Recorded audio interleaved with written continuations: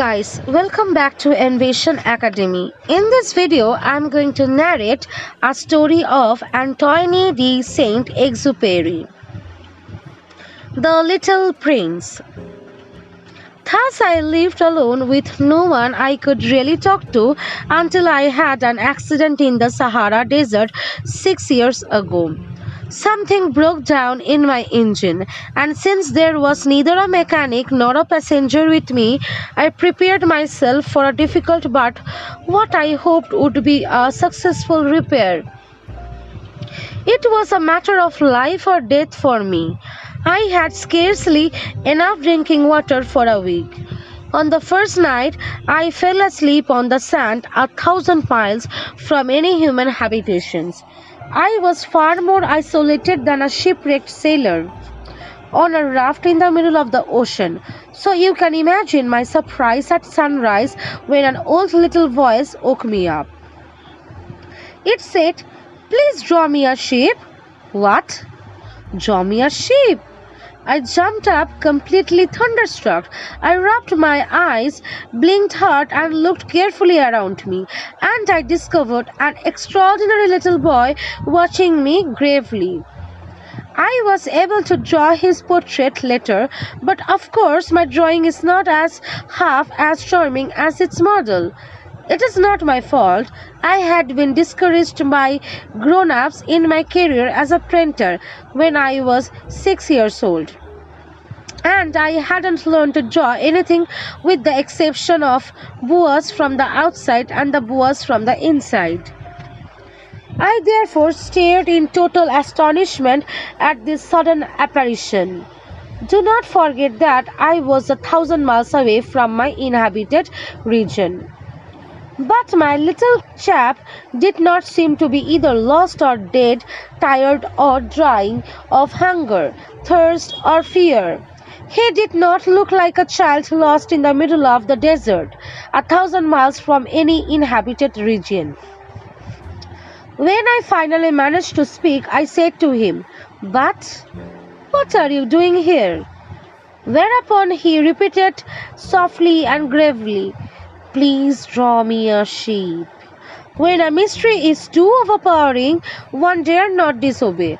Absurd as it seemed to me, 1,000 miles from any human habitation and in danger of death, I took a sheet of paper and my fountain pen out of my pocket.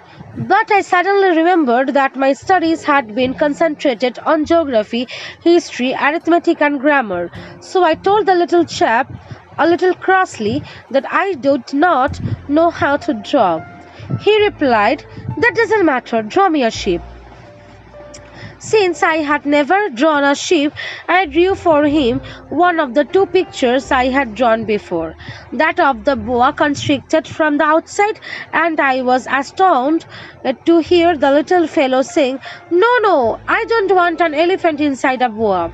A boa constrictor is a very dangerous creature and an elephant is very cumbersome. Everything is very small where I live. I need a sheep. Draw me a sheep." So I drew. He looked at it carefully and said, "No, that one is already very sick. Draw me another one." And I draw. My little friend said gently and indulgently, "Don't you see that is not a sheep, it's a ram. It has horns." Once again I made another drawing, but it was rejected too, like the previous one.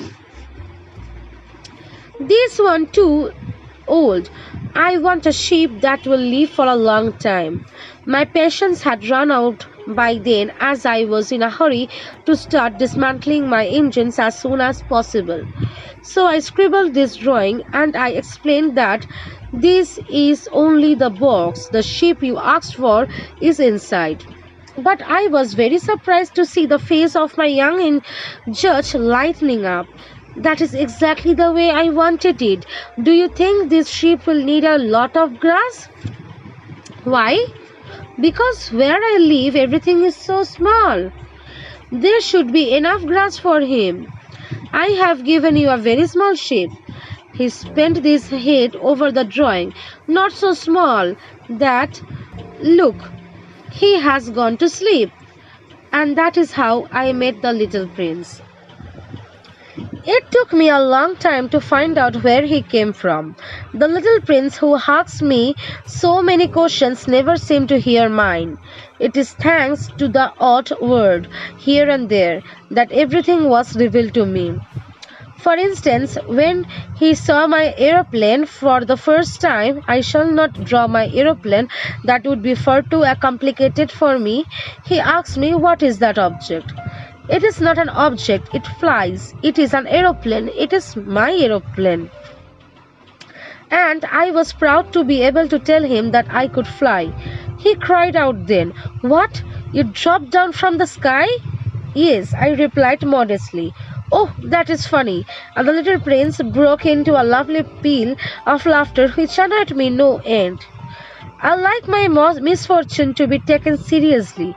"So, you too come from the sky? From which planet?" I immediately perceived a ray of light in the mystery of his presence and at once questioned him. "So, you have come from another planet?" But he didn't reply. He nodded gently while I was gazing at my aeroplane. "It is true that on that you can't have come from very far away," and he sank into a long reverie. Then, taking my sheep out of his pocket, he contemplated his treasure.